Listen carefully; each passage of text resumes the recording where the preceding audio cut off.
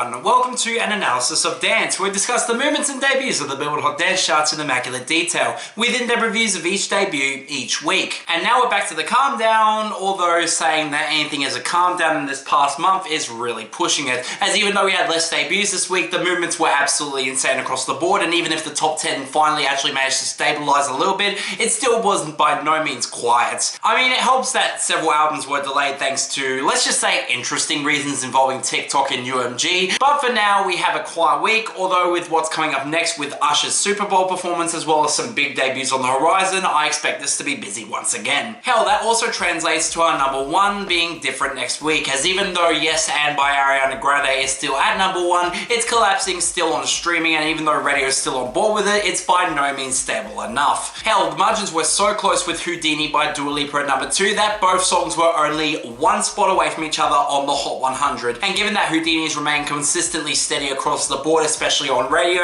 I expect it to take back number one next week. But the most interesting case is Strangers by Kanye Grayson, number three, and look, I have no expectations it's going to survive on the Hot 100 when Kanye West and Ty Dolla $ign's album bomb is going to hit and likely kick it off, but when it still has some radio support and it's still gaining up, yeah, I expect this to stick around for a fair bit near the top. It's going to take a lot to really kill this off on this chart. But we also have Murder on the Dance Floor by Sophie Ellis-Bextor at number four, and even if streaming again has stalled out on this, radio is surging on this big time, especially on pop airplay. I expect this to stick around with no trouble at all. Good. Of course, that comfortably keeps it above I'm Good Blue by David Guetta and BB Rex is still at number 5, and with the amount of massive singles that are on the horizon, I expect this to be gone likely in the next 2 weeks or so. We'll have to see there. And on that note, Whatever by Kygo and Ava Max, even despite sitting at number 6, has fallen off the bubbling under, meaning that it's got absolutely no chance of challenging I'm Good anytime soon, especially in the radio department where this is not being picked up at all. Interesting there. But on the topic of interesting, Never Be Like You by Flume featuring Kai actually managed to hold on at number 7. And look, I was genuinely surprised when I saw this was actually sticking around, especially considering it's one of the few non-number one songs to actually hit 52 weeks, and the fact that it might be the first ever to hit past that, yeah, that's pretty interesting,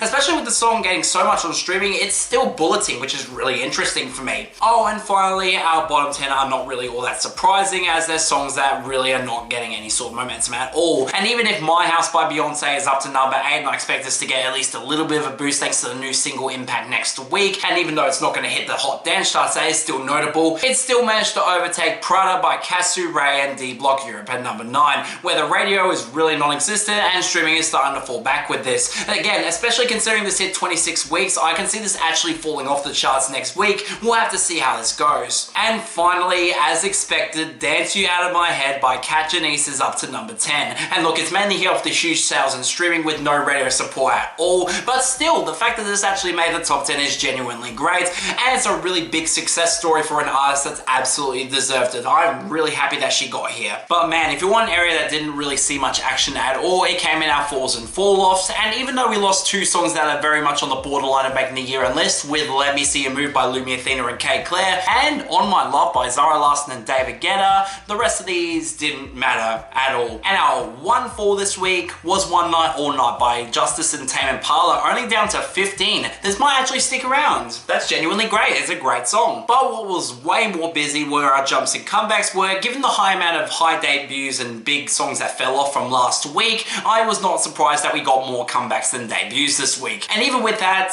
these honestly feel like bottom feeders that have been on and off the charts for weeks now. Especially the case with Shake That Shit by Jinx and Kate Claire at 48, and even Adore You by Fred again and Obong Jara at 50, even though I really like that song. Hell, you could throw Untitled 13 by Glowsball in there at 47 as well, given that it hasn't really gotten any sort of momentum as of recently. But the last two were genuinely really surprising to me, and I welcome both of them being here regardless. With Paranoia by Ken Tenshi at 45, a song that's really not been all that active on this chart at all, so I'm not surprised that it's finally come back. And most importantly, Former Rant's Better Luck Next Time by Com Trues at 49, a song that's still sticking around and still getting momentum, and honestly I'm really surprised by that. So I'm definitely not complaining though, because because it's broken its number 50 peak streak. Good. Hell, our jumps were really busy as well, and I was unfortunately a lot more mixed on these. On one hand, I'm not remotely happy that Stuck Inside by Black Griffin, Basic, The Living Tombstone, and Kevin Forster is still here at 41, or What You Want by Hysteria getting up to 37, as it's likely going to be a hit too, or especially Thank You Not So Bad by Dimitri Vegas and Like Mike, Tiesto, W&W, and Dido up to 31. Really? We're gonna make this a hit? Seriously? But the others are honestly so good that they kind of balance out regardless. I mean, I'm pleasantly surprised that Smoke It Off by Lumi, Athena, and Jinx is continuing to surge up to 14. This song's doing really well, and I'm honestly not complaining that it's gonna easily make a year-end list spot here. And hell, it also brought up Jungle by Alec the Chainsmokers and Mae Stevens up to 43, a song that's stuck around way longer than I expected and is easily the biggest run of any of the songs from the album, which is really funny to me. But what's most pleasing, Fred Again's two songs that are charting currently were able to jump up considerably, with 10 with Josie up to 40 and Leave Me Alone with Baby Keem up to 19. Two songs I'm genuinely surprised have stuck around as long as they have, and they've both made the year-end list. Good. But on to our 3 debuts this week, starting off really surprising with number 42, You and Me Rivo remix by Disclosure featuring Eliza, Doolittle.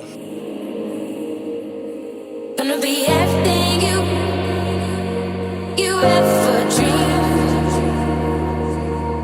Honestly, I should be way more surprised that this remix charted separate from the original than I really am. I mean, seriously, the original You and Me was an absolute smash hit in 2014 and it already had a 20+ week chart run, so I'm not surprised that they decided to credit this Rivo remix that got released recently as a separate entry here. But man, I'm glad that that's the case because this remix is legitimately great, and I'm genuinely really happy that I was able to revive one of my favorite early Disclosure songs here. I mean, it's such a different vibe from the original, going for much more of a spacey progressive house sound that honestly reminds me a lot of Rufus Du Sol's recent work, which is absolutely a compliment for me. And even if the vocals are weirdly placed in spots, especially on the pre-chorus where it's kind of delayed and doesn't really fit well into the vibe as well as the original does, the rest of the song is so absolutely gorgeous with those synths and the percussion and some of the cleanest drops we hear in this genre, so I'm not exactly complaining that they changed it to this particular sound. Hell, even Eliza Doolittle sounds really good on this remix, where she's got the same sort of personality and vibe that works well with the original song, whilst also fitting into the atmosphere of this remix quite well. So yeah, genuinely great, and I'm really happy this was able to cross over. I have no expectations it's going to stick around, but hey, I wouldn't mind if it does. It's a really good remix. Number 39, Tell Me by Kanii, Riovaz, and Nimstarr.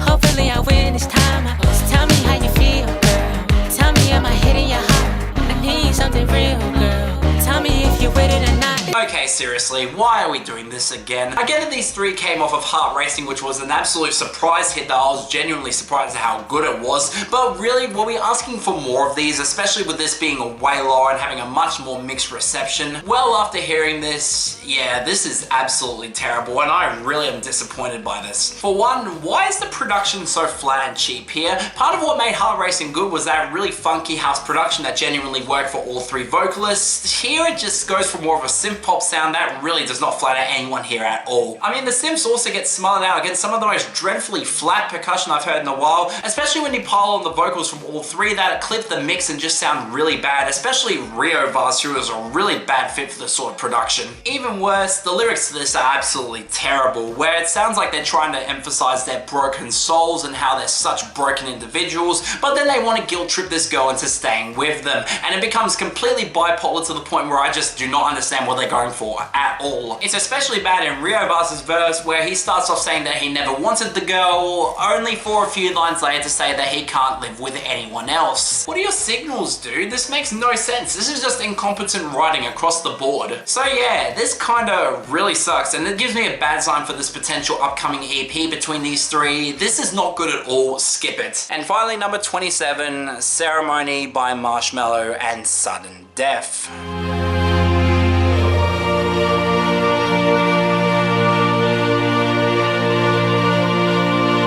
I mean, seriously, is there anything that I really need to add with this one? I mean, these two have charted 2 songs before this, and both of them were mediocre at best, so I wasn't expecting much coming out of them this year, especially with the dubstep sound being really played out and really flat as always. And shock horror, that's exactly what this is, and man, I did not like this at all. I mean, it's barely over 3 minutes, with half of it dedicated to the build-ups, and while I did like the atmosphere of these build-ups, they did sound quite nice and created a spacious vibe, it all gets wasted on some of the most flat and boring drops that both these two have made in a long time. I mean, seriously, this sort of rhythm sound was already played out back in 2020 and 2021. Why are we still keeping it around here, especially with sudden death completely sucking out any sort of melody in favor of some of the most obnoxious and jittery percussion I've heard from him in a while? Really? I mean, it's not even particularly interesting. I just completely tune out here. And when the song from Skrillex's mediocre at best album of the same name is much better than this, yeah, that's not a good sign. This is not good at all. Skip this one too. But I mean, it's not the worst of this week because I didn't really have much high expectations there. Unlike Tell Me by Kanii, Riovaz and Nimstarr. Wow, that song really annoyed me. I'm really glad that it's probably going to underperform and fall off next week.